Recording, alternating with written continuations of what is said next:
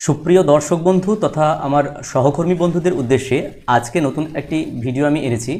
সেখানে আমরা আলোচনা করব যে মাধ্যমিক পরীক্ষা সেকেন্ডারি এডুকেশন 2025 ছাত্রছাত্রীদের জন্য অনলাইন এনরোলমেন্ট যেটা শুরু হবে আমরা জানি, সেই সম্পর্কিত আজকে আমরা ভিডিওতে আলোচনা করব এবং সরাসরি দেখানোর চেষ্টা করব মাধ্যমিক পরীক্ষা 2025-এর অনলাইন এনরোলমেন্ট ফিল আপ কীভাবে করা হচ্ছে সেই বিষয় নিয়ে আলোকপাত করব। তো ভিডিও ভালো লাগলে অবশ্যই লাইক দেবেন, আর সাবস্ক্রাইব না থাকলে নিশ্চয়ই সাবস্ক্রাইব করে ভিডিওগুলো আপনারা দেখবেন। তো এখানে স্কুলের ইন্ডেক্স এবং ওটিপি দিয়ে আমরা যেভাবে লগ ইন করতে হয় আমি নর্মাল প্রসেসে লগ ইন করে নিচ্ছি। তো ওটিপি ভ্যালিডেশন করে আমরা সরাসরি আমাদের যে পোর্টাল, সেই পোর্টালের যে ল্যান্ডিং পেজ সেখানে আমরা চলে এসেছি। এখানে দেখতে পাচ্ছি সিলেক্ট রেগুলার ক্যান্ডিডেট এবং সিলেক্ট ডিটেইনড ক্যান্ডিডেটস এবং সিলেক্ট সিসি কম্পার্টমেন্টাল ক্যান্ডিডেটস, এখানে তিনটে অপশন রয়েছে এবং এখানে ফাইনাল সাবমিট বাটনটা রয়েছে। তো আমরা এখানে সতর্কভাবে একটা সতর্কতা অবলম্বন করব যাতে করে ফাইনাল বাটন এই যে এটা যেন কোনো মতে সাবমিট না হয়ে যায়, অর্থাৎ ফাইনাল সাবমিট এই বাটন যেন ক্লিক না হয়ে যায়, সেটা আমরা সতর্কতাভাবে এই কাজটা কিন্তু করব। তো সিলেক্ট রেগুলার ক্যান্ডিডেটদেরকে সিলেক্ট করার জন্য আমরা এই অপশনে গেলাম।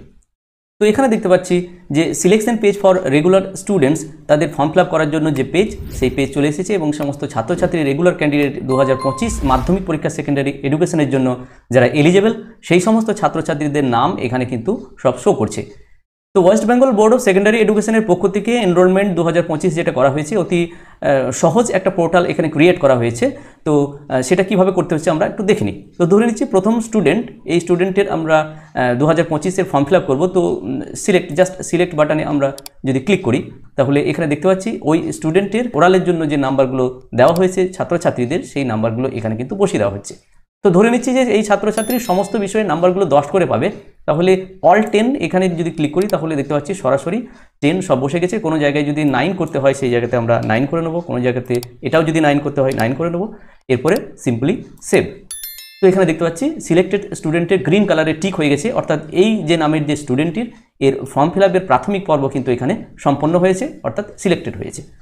এরপরে যদি ধরে নিই যে এই ছাত্রছাত্রীর CWSN, অর্থাৎ এটার ফিজিক্যালি চ্যালেঞ্জড হয়তো স্পেশাল নিড কোনো চাইল্ড, তাহলে যদি টিক করি তাহলে এর এক্সট্রা টাইম আর ইন্টারপ্রেটার আর রাইটারের জন্য অ্যাপ্লিকেশন অনলাইন প্রসেসে করার জন্য এই যে জায়গাটা, এই পেজটা কিন্তু খুলে যাচ্ছে।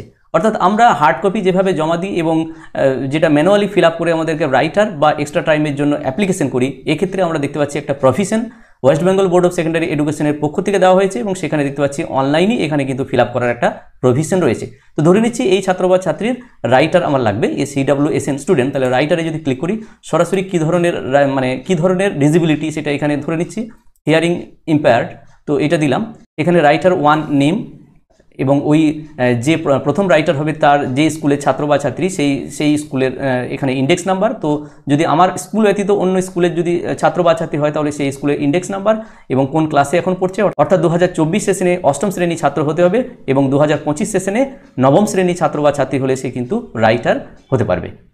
এবং এখানে নিচে দেখতে পাচ্ছি চুজ ফাইল 1, অর্থাৎ তার পিকচার, অর্থাৎ প্রথম রাইটারের যে ছবি সেই ছবি দিতে বলা হচ্ছে এবং দ্বিতীয় রাইটারের নাম ঠিক একই রকমভাবে ইন্ডেক্স নাম্বার এবং ক্লাস আর ছবি এখানে আপলোড করার জন্য দিতে বলা হচ্ছে এবং তারপরে এখানে সেভ দিতে বলা হচ্ছে। তো এই একই সঙ্গে আমরা দেখতে পাচ্ছি কোনো ছাত্র বা ছাত্রী যদি CWSN অর্থাৎ স্পেশাল চাইল্ড হয় তাহলে তার রাইটার বা ইন্টারপ্রেটার বা এক্সট্রা টাইমের জন্য যে অনলাইন অ্যাপ্লিকেশন কিন্তু সরাসরি এভাবেই হয়ে যাবে।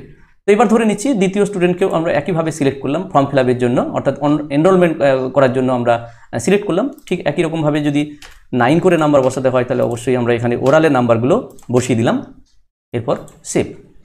তো একই রকমভাবে আমরা দেখতে পাচ্ছি দ্বিতীয় যে স্টুডেন্ট সেই স্টুডেন্টের কিন্তু এখানে গ্রিন কালার টিক হয়ে গেছে, অর্থাৎ এই স্টুডেন্টকেও আমরা 2025 এনরোলমেন্ট পরীক্ষার জন্য অর্থাৎ সেকেন্ডারি মাধ্যমিক পরীক্ষার জন্য এই স্টুডেন্টকেও সিলেক্ট করা হয়েছে, এটা বলা হয়েছে।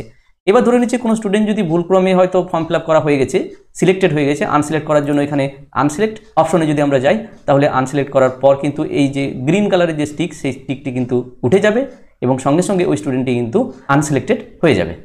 তো এখানে আমরা দেখছি ওই স্টুডেন্টকে কিন্তু এখানে আনসিলেক্ট করে দেওয়া হয়েছে। ঠিক এরকমভাবে যদি অন্যান্য স্টুডেন্টকেও ভুলক্রমে যদি ফর্ম ফিল আপ করা হয় অর্থাৎ এনরোলমেন্ট করা হয় তাহলে আনসিলেক্ট করলে কিন্তু সেটা পুনরায় এটা টিকটা আনটিক হয়ে যাবে। তো এইভাবে সমস্ত ছাত্রছাত্রীদের ফর্ম ফিল আপ করার পর এবং CWSN ছাত্রছাত্রী যদি থাকে তাহলে তাদের রাইটার বা যে এক্সট্রা টাইমে যে অ্যাপ্লিকেশন এখানে অনলাইন প্রসেসের করার পর কিন্তু আমরা ফাইনাল সাবমিট যেটা অর্থাৎ ব্যাক টু ড্যাশবোর্ড যদি আসি তাহলে এখানে আমরা দেখতে পাবো ফাইনাল সাবমিট, এই বাটন কিন্তু তারপর আমরা ক্লিক করে এই সাবমিশনটাকে আমরা ফাইনাল করব। তো এখানে যেমন আমি দেখতে পাচ্ছি দুটি রেগুলার স্টুডেন্টের আমি এখানে দুটি মেল এবং একটি ফিমেলের আমি ফর্ম ফিল আপ, টোটাল 3টে ফর্ম ফিল আপ আমার করা আছে। তো এরকমভাবে সমস্ত ছাত্রছাত্রীদের ফর্ম ফিল আপ করার পর কিন্তু ফাইনাল সাবমিট বাটন ক্লিক করা হবে। এরপরে আসছি সিলেক্ট, যদি সিসি কম্পার্টমেন্ট স্টুডেন্টের যদি আমরা ফর্ম ফিল আপ করতে হয় 2025-এ, তাহলে সেই অপশনে গিয়ে এখানে যে সমস্ত সিসি কম্পার্টমেন্টের স্টুডেন্ট রয়েছে তাদের নামগুলো আমরা সার্চ করে নিতে পারি। তার জন্য Ctrl+F বাটন প্রেস করে আমরা এখানে কিন্তু সেই নামটি কিন্তু সার্চ করতে পারি। যে নাম আমরা চাইছি সেই নাম দিলে কিন্তু এখানে সেই স্টুডেন্টের নাম চলে আসবে এবং ঠিক একই রকমভাবে সিলেক্ট অপশনে গিয়ে তাদেরকে কিন্তু এইভাবে ফর্ম ফিল আপটি করতে হবে। তো এখানে আমি দেখতে পাচ্ছি সিসি ক্যান্ডিডেটের একটি আমরা টিক করেছি, অর্থাৎ সিলেক্ট করেছি, অর্থাৎ এই স্টুডেন্টকে আমরা সিসি ক্যান্ডিডেট হিসাবে কিন্তু এর ফর্ম ফিল আপটাকে সম্পন্ন করেছি। এবার যদি ভুলক্রমে হয়ে থাকে তাহলে এটাকে আমরা আনসিলেক্ট করে এটাকে আমরা সিলেক্ট করা হয়েছিল, আমরা দেখতে পাচ্ছি এটা কিন্তু আনসিলেক্ট হয়ে যাবে। Back to dashboard. তো এইভাবে যে সমস্ত ছাত্রছাত্রী এলিজিবল রয়েছে 2025 মাধ্যমিকের এনরোলমেন্টের জন্য আমরা এই কাজগুলো অতি সন্তর্পণে করে যাব। এরপরে ফাইনাল সাবমিট হওয়ার পর যখন পেমেন্টের অপশন থাকবে তোমার সমস্ত স্টুডেন্টের, অর্থাৎ এনরোলমেন্ট 2025-এ যে সমস্ত ছাত্রছাত্রীদেরকে সিলেক্ট করা হলো তাদের পেমেন্ট প্রসেস পরপর এগিয়ে যেতে হবে। তো যাই হোক, পরবর্তীতে পেমেন্ট বিষয় নিয়ে আমরা আলোচনা করার চেষ্টা করব। এই মুহূর্তে সমস্ত ছাত্রছাত্রীদের আমরা কেয়ারফুলি এই এনরোলমেন্ট 2025-এর যেটা কাজ সেটা কিন্তু আমরা করে ফেলবো। যাই হোক, এই ছোট্ট ভিডিওটির মাধ্যমে আমি বিষয়টি তুলে ধরার চেষ্টা করলাম। যদি ভিডিওটি ভালো লাগে এবং কাজে লাগে তাহলে অবশ্যই লাইক, শেয়ার এবং কমেন্ট করা যেতে পারে, এবং চ্যানেলে সাবস্ক্রাইব না থাকলে নিত্য নতুন আপডেট পাওয়ার জন্য চ্যানেলটি সাবস্ক্রাইব করে ভিডিওগুলো দেখা যেতে পারে। সবাই ভালো থাকুন, সুস্থ থাকুন, ধন্যবাদ।